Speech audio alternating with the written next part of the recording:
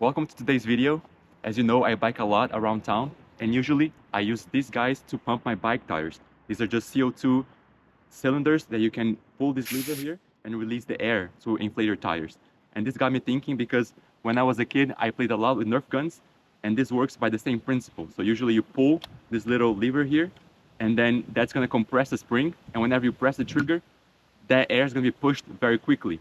So we can get the same effect by using the cylinders here, by releasing air very quickly. So why can't we build something that can shoot darts using these compressed CO2 cylinders and maybe put it on the RC car that we're building? So for this project, it's gonna mainly be a mechanical project, which means we need to design something that's gonna be able to hold the cylinder here and also a mechanism that can open this lever here and close it. And the key point here is that it needs to be very fast. So we need to have some sort of motor or some sort of device that can open this very quickly and close it so we don't waste a lot of CO2 when we're shooting the dart. And at first, I thought of using a solenoid. A solenoid, it's pretty much an electromagnet that when you activate it, it repels this rod here, and then there's a spring that brings it back. But I think it's going to be very difficult to convert this linear motion to some rotational motion. So I just decided to use a normal servo motor to just open this and close it. It won't be as fast as a solenoid, but I think the mechanical design is going to be much, much faster than that.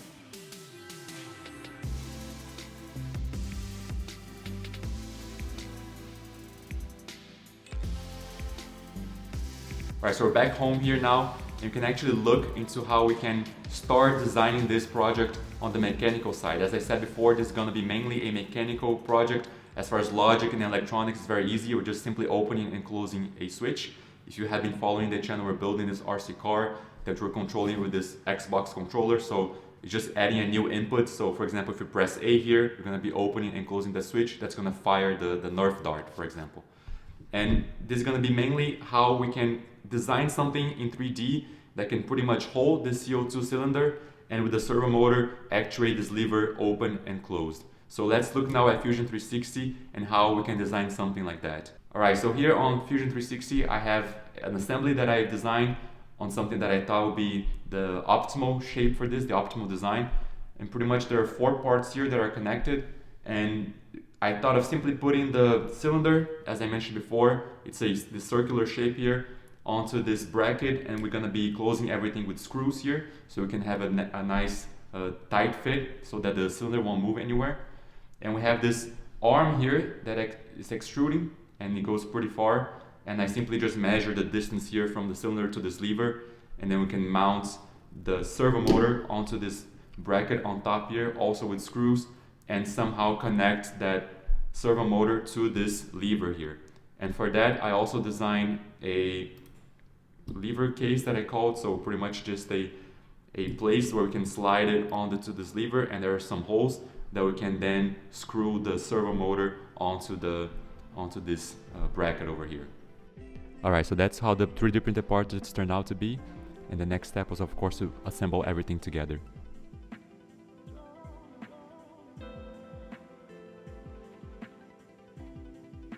At the end, that's what the car and the final assembly looked like. Alright, now that we have all the 3D printed parts, we can actually look into the program here in Python and see how we can open and close that switch. As I said before, it's not going to be very complicated. It's simply going to be adding more logic to what we already have. If you have been following the channel, we have this RC car here, and it has a servo driver board right here, and we can simply add a new servo motor there and actually control the logic of opening and closing it. We control everything as usual with an Xbox controller, so whenever we press A, for example, we want to actuate the servo motor open and closed. So let's look now at VS Code here and see how we can program everything with Python. So I have here my trigger.py file. That's the new file that I created for this. It's going to have a class called trigger, and pretty much going to be using that same class that we used before for the other things. It's called the PCA9685 abstraction class that I called. Everything that's related to this board, that is a board that controls all the servo motors, all of the PWM signals, everything that's connected there we can access using this class over here.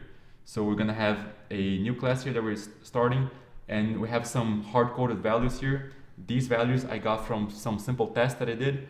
I just saw which PWM values would correspond to an open state and a closed state, and just save them to a constant here. We're gonna be then initializing a servo driver object, and also we're gonna have a fire method. That's the only method we have for this class. So whenever we press A on the Xbox controller, we're gonna be calling this method to shoot the dart. And it's simply gonna be setting the PWM of our servo to a open state and await 1 second, sleep, and then setting the status to closed again. So opening, wait 1 second, and close once again. And that should then release the CO2 and shoot the dart. As far as the handling of these events, we did have one change here. That's our main.py file. That's where we host our fast API server here. That's where we're receiving the inputs from the Xbox controller using WebSockets. And before, all of the logic was happening here, which wasn't ideal. So for example, in this file, we would manage whether it was a button that was pressed, whether a trigger and stuff. And I just moved all the logic to a different file. So you can see here, we have now what's called an event manager.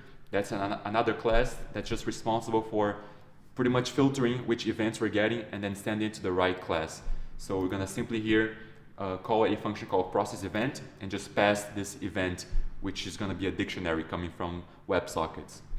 If we actually look into the event manager, that's also a new class that I created.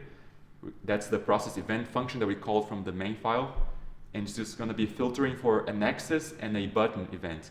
An axis is anything on the controller that has a potentiometer, which means it's an analog value, so it's not a binary, either on or off. For example, the triggers, for example, it can vary from -1 to 1, anything in between. Also here the joysticks, right? These are axis values. But for buttons, we just want to see if they're closed or open, and we're going to have then another filter here for that. So if it's an axis, we're going to process the axis event. Nothing changed here, that's just like before. And now we added a new case, which is a button. It's the first time that we actually have a button event, which if it's pressed, we're gonna be then firing the dart, which is the function that I showed you before here. It was finally time to test what we built, so I'm just gonna leave you some footage here of the cylinder shooting the darts.